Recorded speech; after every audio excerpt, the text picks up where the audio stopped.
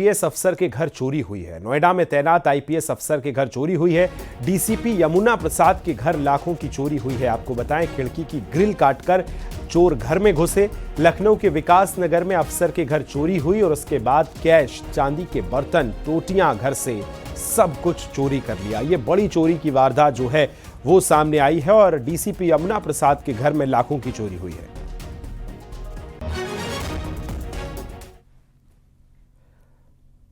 बलिया के भाजपा नेता अशोक सिंह और उनके साथ रहे मिस्त्री विकास सिंह की हत्या राजस्थान में हुई है। बलिया के सहतवार थाना क्षेत्र के रहने वाले भाजपा किसान मोर्चा के जिला उपाध्यक्ष अशोक सिंह और विकास की हत्या राजस्थान में हुई। दोनों के शव राजस्थान के शाहजहांपुर थाने के अलग अलग कुओं से बरामद हुए। बताया जा रहा है कि अशोक सिंह को 9 लाख रुपए के जनरेटर के लिए ऑनलाइन ठगों ने सिर्फ 3.5 लाख रुपए में देने का झांसा दिया था। अशोक सिंह 19 सितंबर को बलिया से जयपुर के लिए रवाना हुए थे।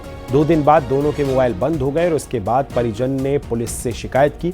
पुलिस ने मोबाइल लोकेशन ट्रेस किया तो राजस्थान के शाहजहांपुर का मिला है। पुलिस ने हत्या का मामला दर्ज कर जांच शुरू कर दी है। तो बलिया के बीजेपी नेता की राजस्थान में हत्या हुई है। आपको बताएं, 2 तस्वीरें हम आपको दिखा रहे हैं। साथ ही बीजेपी नेता अशोक सिंह को राजस्थान पहले बुलाया गया सस्ता जनरेटर देने के लिए और उस झांसे में फंसाकर यह हत्या की वारदात को अंजाम दिया गया है।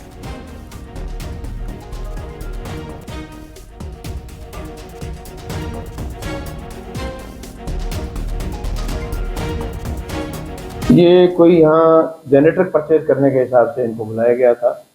तो जो अभी तक प्रथम दृष्टि आया है कि ये जो है पहले जयपुर है, जयपुर से फिर इनको इधर नारनौल की बेल्ट में कहीं बुलाया गया और यहाँ इनको जो है फिर अपनी गाड़ी में बैठाया गया और गाड़ी में बैठा के इनको घुमाते रहे।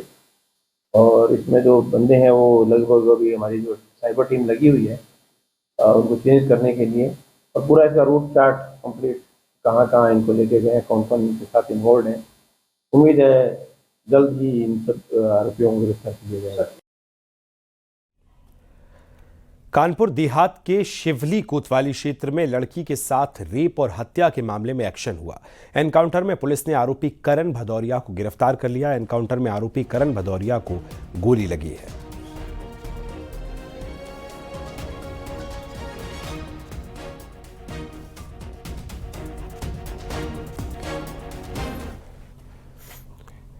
यूपी में ऑपरेशन क्लीन जारी है। अंबेडकर नगर में एनकाउंटर में गौ तस्कर मोहम्मद रज्जाक को गोली लगी है। एनकाउंटर अकबरपुर कोतवाली क्षेत्र में हुआ है। घायल बदमाश को अस्पताल में भर्ती किया गया।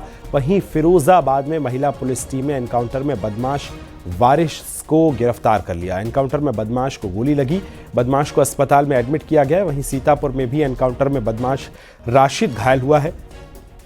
बदमाश रशीद पर 18 सितंबर को नाबालिग के साथ रेप करने का आरोप लगा है। तो ये देखिए, एनकाउंटर की 3 तस्वीरें आपकी टेलीविजन स्क्रीन पर हम दिखा रहे हैं किस तरह से ऑपरेशन क्लीन जारी है और इसी के तहत ये एनकाउंटर जो है वो लगातार चल रहे हैं।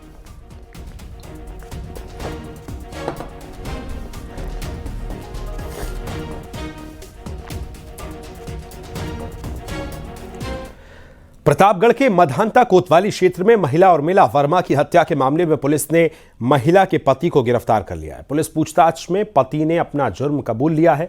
पति के मुताबिक पत्नी बहुत शक करती थी, जिससे घर में अक्सर झगड़ा होता था। नाराज पति ने पत्नी की हत्या कर दी। पुलिस को मौके पर चप्पलों के निशान मिले। हैंडपंप पर बेंजीन का टेस्ट जब किया गया तो वहां खून की उपस्थिति मिली और घर के किचन में आधा खाना खाया हुआ पाया गया। इस आधार पर पुलिस के द्वारा महिला के पति श्रवण कुमार से गहन पूछताछ करी गई। गहन पूछताछ में पति ने यह बताया कि उसकी पत्नी को यह शक था कि उसके अवैध संबंध हैं, जिसके कारण अक्सर झगड़ा होता था और इसी झगड़े के चलते उसने अपनी पत्नी की हत्या कर दी है। लखनऊ के आशियाना इलाके में तेंदुआ दिखने की अफवाह निकली। सोशल मीडिया पर तेंदुए की कुछ तस्वीरें दरअसल वायरल हुई। पुलिस ने इलाके के सीसीटीवी की जांच की तो तेंदुआ नहीं दिखा। बाद में पता चला कि जो तेंदुआ दिख रहा है वो एआई जेनरेटेड तेंदुआ है। वन विभाग की जांच में पता चला कि फोटो एआई से एडिट हुआ है और ग्रुप में शेयर किया गया है। फर्जी फोटो पोस्ट करने वाले युवक देवांश को पुलिस ने गिरफ्तार कर लिया है। इस खबर से ये समझा जा सकता है कि एआई का गलत इस्तेमाल किस तरह से पूरे इलाके में दहशत फैला सकता है।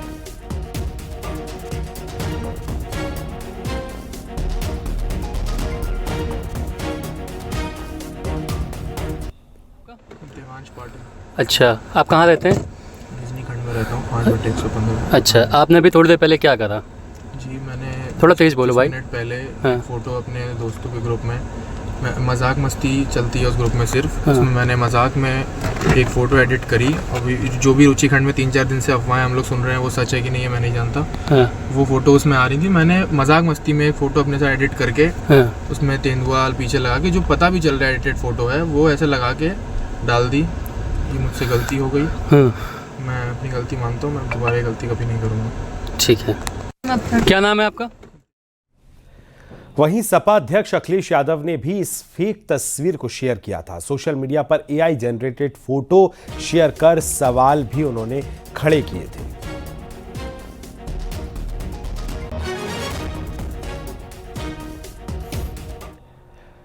और साथ ही एआई के जरिए फेक वीडियो बनाने वाले आरोपी ने अपनी गिरफ्तारी के बाद क्या कुछ कहा वो भी आपको दिखाते हैं।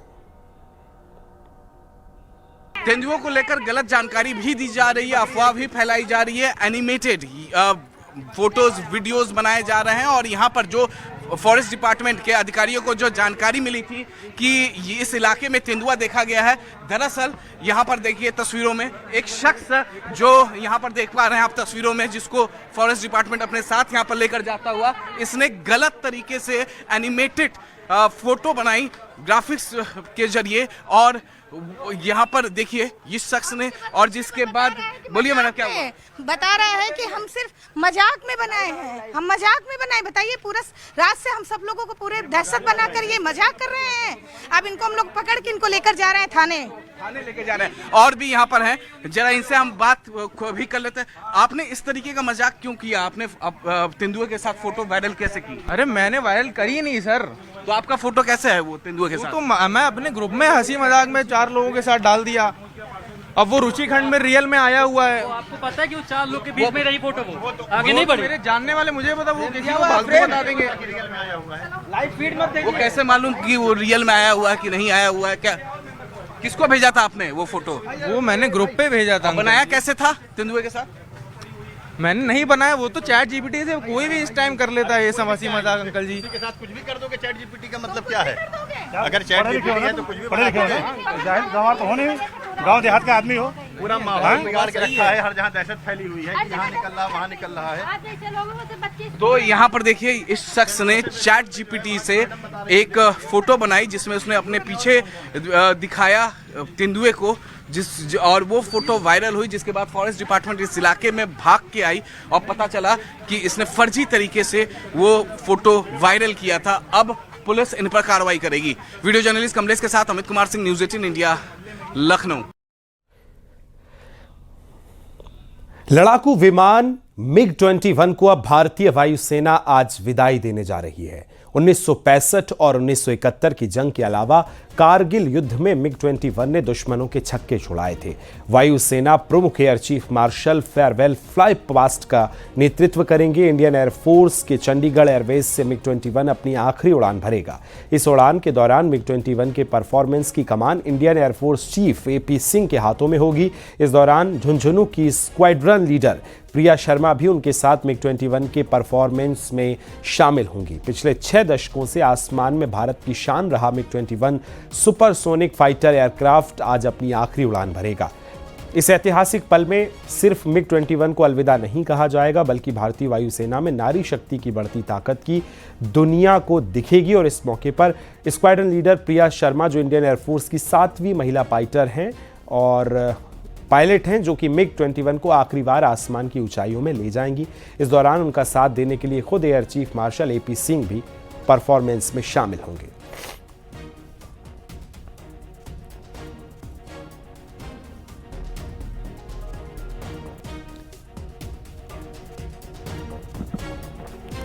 तो पहली तस्वीर जो आप देख रहे हैं वो इस वक्त सीधी लाइव तस्वीर है और किस तरह से आज इसकी आखिरी उड़ान होने वाली है। उससे पहले तमाम वो सब सेना के ख़ास लोग जो इस उड़ान को देखना चाहते हैं, जिन्होंने इन 6 दशकों में इस फाइटर प्लेन के जलवे देखे हैं, किस तरह से भारत को और सशक्त किया, तमाम 65-71 की लड़ाई में इस फाइटर जेट ने M21 ने, और देखिए उसी की अब आखिरी जब उड़ान होने वाली है तो सभी लोग बड़ी संख्या में इकट्ठे हो चुके हैं, पहुंच चुके हैं। तमाम अफसर जो हैं नेवी से जुड़े हुए, चाहे बात की जाए आर्मी से जुड़े, एयरफोर्स से जुड़े, तमाम अफसर आपको देखिए इस वक्त यहाँ पर मौजूद आ रहे होंगे। MiG-21 को आज अंतिम विदाई दी जा रही है, यानी अंतिम उड़ान है उसकी, और इस उड़ान को देखने के लिए बड़ी संख्या में, और ये देखिए MiG-21 यहाँ पर खड़ा हुआ है इस वक्त तैनात है, और किसी भी वक्त ये अपनी आखिरी उड़ान भरेगा। और ये उड़ान बहुत खास होगी क्योंकि भारतीय रक्षा प्रणाली में इसने जिस तरह से अपना योगदान दिया है वो वाकई काबिल तारीफ है। और ख़ुद एयर चीफ देखिए जब कमान थामे हैं तो और ये ख़ास लम्हा हो जाता है, विशेष हो जाता है। और नारी शक्ति किस तरह से प्रतिनिधित्व कर रही है, शक्ति अब किस तरह से बढ़ रही है, महिलाएं किस तरह से सशक्त हो रही हैं सुरक्षा को लेकर, वो भी आज उदाहरण देखने को मिल रहा है। ये तस्वीरें सीधी आपको हम दिखा रहे हैं चंडीगढ़ एयरवेज पर, और ये देखिए उड़ान भरी है MiG-21 की उड़ान, देखिए आखिरी विदाई की उड़ान भर रही है। और वही गर्जना आसमान में जिस तरह से 65-71 और कितनी ही लड़ाइयों में MiG-21 ने उड़ान भरी है, और वही गर्जना इस समय आसमान में, आसमान को चीरता हुआ MiG-21 जो है नजर आपको आ रहा होगा।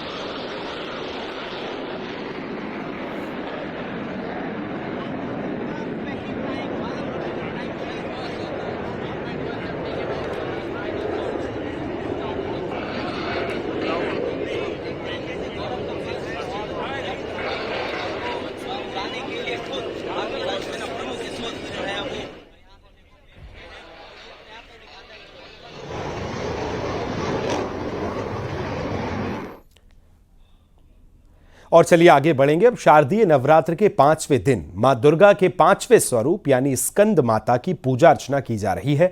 वाराणसी से लेकर प्रयागराज और कानपुर में श्रद्धालुओं की भारी भीड़ इस दौरान देखने को मिल रही है। मान्यता है कि स्कंद माता की उपासना से कष्ट दूर होते हैं और हर काम में सफलता भी मिलती है।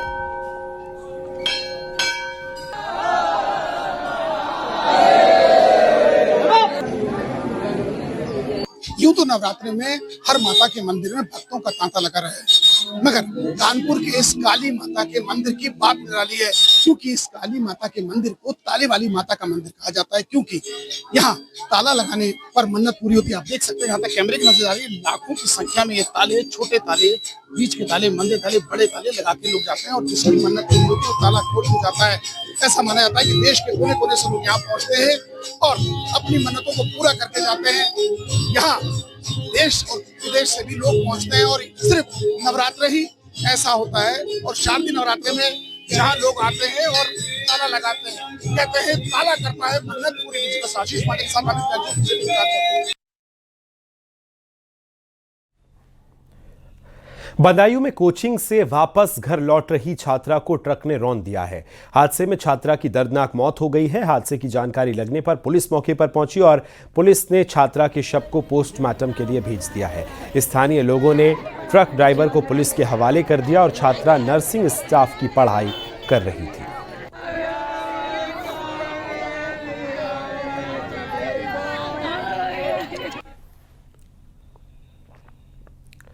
हरदोई लखनऊ हाईवे पर 2 बाइकों की आमने सामने टक्कर में 3 लोगों की मौत हो गई। मृतकों में 2 मजदूर और एक अन्य बाइक सवार शामिल है। 2 मजदूर सोनेलाल और राजन शहर से मजदूरी करके रात को बाइक से लौट रहे थे। तेज रफ्तार बाइक में उनकी टक्कर हो गई और हादसे में दूसरी बाइक सवार की मौके पर ही मौत हो गई। सूचना प्राप्त हुई कि थाना क्षेत्र के लखनऊ रोड पर पराग डेयरी के निकट 2 मोटरसाइकिलों में आमने सामने की टक्कर होने से कुल 6 लोग घायल हुए हैं। इस सूचना पर स्थानीय पुलिस द्वारा तत्काल मौके पर पहुंचा गया। घायलों को इलाज के लिए शवसैया हॉस्पिटल व जिला अस्पताल लाया गया, जहां इलाज के दौरान 3 व्यक्ति जिनके नाम आदित्य कुमार पुत्र साहबलाल, सोनेलाल पुत्र अनिल और राजन पुत्र राजेश की दौरान इलाज मृत्यु हो गई है। शेष घायलों का इलाज चल रहा है, जिनकी स्थिति सामान्य है। प्रकरण में अन्य आवश्यक वैधानिक कार्रवाई की जा रही है।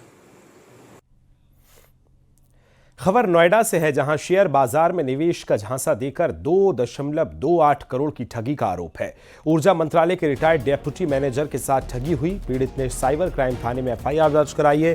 ठग शेयर बाजार में 15 से 20% के मुनाफे का लालच देते थे। ठगों ने पहले व्हाट्सएप ग्रुप में जोड़ा और फिर एक डाउनलोड कराया ऐप, और ठगों ने 13 बार में 2,28,80,000 रुपए इन्वेस्ट किए। साथ ही इन्वेस्ट अमाउंट निकालने के लिए 10% अतिरिक्त जमा करने की ठगों ने बात कही। इसके बाद पीड़ित को ठगी का एहसास हुआ। वहीं मामले में पुलिस ने एफआईआर दर्ज कर 10,32,000 फ्रीज करा दिए गए थे। नोएडा में 2,28 लाख रुपए से ज्यादा की साइबर ठगी का मामला सामने आया है। दरअसल में ऊर्जा विभाग के डिप्टी मैनेजर के पद से रिटायर्ड एक बुजुर्ग के साथ ठगी हुई है 2,28 लाख रुपए की।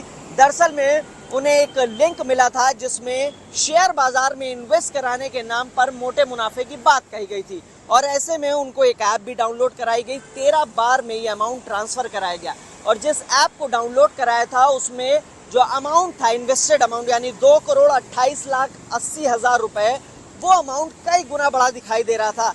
लगातार साइबर ठग संपर्क में थे बुजुर्ग के और इन्वेस्टमेंट करा रहे थे और लालच दे रहे थे कि इसमें लाभ होगा, करीब 10% से 15% जो इंटरेस्ट है वो मिलेगा। लेकिन लगातार इन्वेस्टमेंट के बाद जब उन्होंने पैसा निकालने यानी विड्रॉल की कोशिश की उस ऐप से, तो साइबर ठगों ने 10% टैक्स के रूप में अतिरिक्त जमा करने के लिए कहा, जिसको बुजुर्ग ने डिनाई कर दिया। जिसके बाद उनके साथ उन्हें साइबर ठगी का एहसास हुआ। इस वक्त हम साइबर क्राइम थाने के बाहर ही मौजूद हैं और आपको बता दें कि यहाँ पर मुकदमा दर्ज कर लिया है। मुकदमा दर्ज करते ही साइबर क्राइम पुलिस ने 10,32,000 रुपए फ्रीज करा दिए हैं, और साथ ही जिन अकाउंट्स में ये पैसा ट्रांसफर हुआ है उनकी डिटेल्स, जिन फोन नंबर से बातचीत की जा रही थी उनकी डिटेल्स भी खंगाली जा रही है, ताकि जल्द से जल्द आरोपियों को भी गिरफ्तार किया जा सके।